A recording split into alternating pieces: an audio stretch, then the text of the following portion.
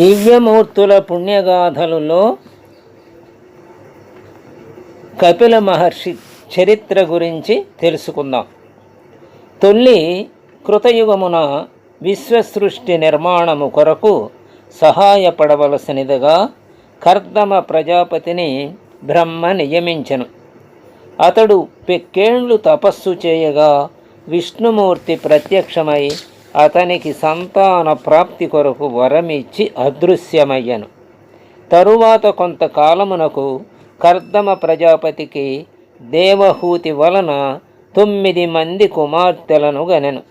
వారిలో కళను మరీచికి, అనసూయను అత్రి మహర్షికి, గతిని పులహునకు, క్రియను క్రతువునకు, ఖ్యాతిని భృగువునకు, అరుంధతిని వశిష్ఠ మహర్షికి, శాంతిని అథర్వునకు ఇచ్చి కడు వైభవముగా వివాహము జరిపించెను. పుత్ర సంతానము లేనందున కర్దమ ప్రజాపతి బెంగపెట్టుకొని మరల తపస్సు చేయగా విష్ణుమూర్తి ప్రత్యక్షమై నీకు ఏమి వరము కావలనో కోరుకోమనెను. కర్దమ ప్రజాపతి నీ అంశతో కూడిన సుపుత్రుని ప్రసాదించమని కోరెను. కర్దమ ప్రజాపతి కోర్కెను అనుసరించి విష్ణుమూర్తి దేవహూతి గర్భమున ప్రవేశించి కపిలుడను నామధేయముతో జన్మించెను. కపిలుడు సాక్షాత్తు విష్ణుమూర్తి అని తెలుసుకొనిన తల్లి తనకు ఈ మోక్ష మార్గమును తెలుపుమని కోరెను. కపిలుడు ఆమె కోర్కెను మన్నించి సాంఖ్యయోగమును భక్తి యోగమును బోధించెను. తొల్లి పుండరీకుడను రాజు వేటకై అడవికి వచ్చి లేడిపై బాణములు వేయగా అది పరిగెత్తుకుంటూ వచ్చి కపిల మహర్షి ఆశ్రమ సమీపములో ప్రాణము విడిచెను. ఆ దృశ్యమును చూచిన కపిలుడు పుండరీకుని కోపపడగా అతడు ప్రాణత్యాగము చేయుటకు సిద్ధపడెను. కానీ కపిలుడు అతని ప్రయత్నమును విరమింపచేయించి హితబోధ చేయగా పుండరీకుడు వైరాగ్యము చెంది రాజ్యమును త్యజించి తుదకు కపిల మహర్షి శిష్యునిగా ఆశ్రమములో చేరెను.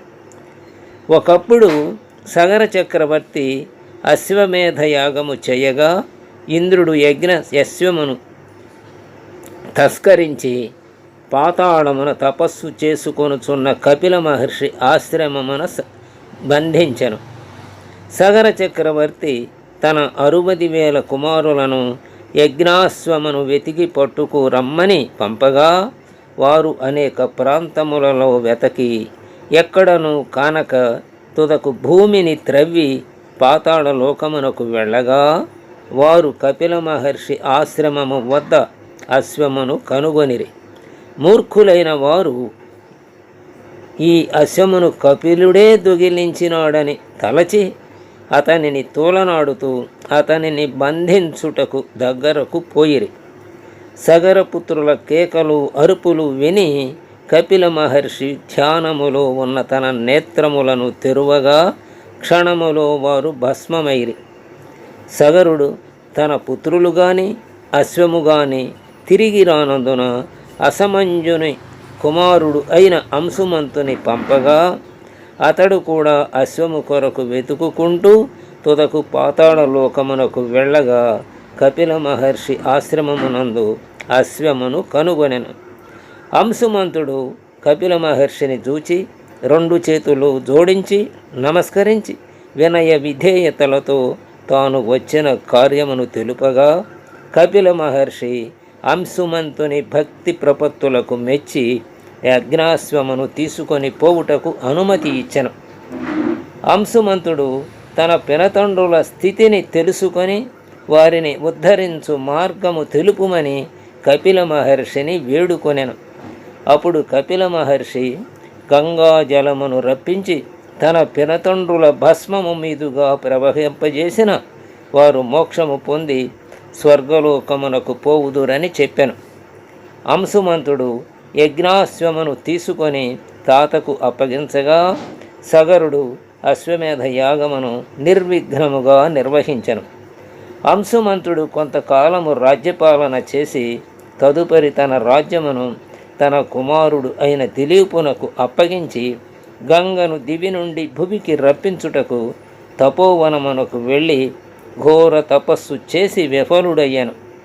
తరువాత దిలీప చక్రవర్తి కూడా కొంతకాలము రాజ్యపాలన చేసి గంగను దివి నుండి భువికి తెచ్చుటకు కాను తపస్సు చేసి విఫలుడయ్యాను.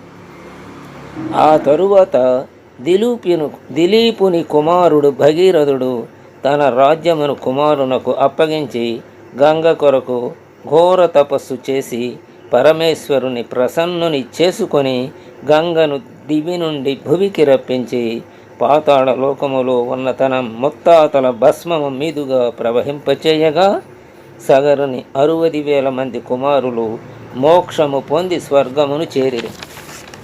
రావణుడు కపిల మహర్షిని కలిసి అతనికి ద్రోహము చేయటకు ప్రయత్నించగా కపిల మహర్షి తన నిజస్వరూపమును చూపగా రావణుడు విష్ణుమూర్తిని గాంచి పాదాభివందనము చేసి మోక్షము పొందుటకు తనకు మార్గమును తెలుపుమనగా కపిలుడు, నీవు విష్ణుమూర్తికి ద్వేషి అయి తుదకు విష్ణుమూర్తి చేతిలో చనిపోవుదవు అని అతని భవిష్యత్తును గురించి చెప్పెను. రావణుడు విష్ణుమూర్తి చేతిలో చనిపోవుటకు మిక్కిలి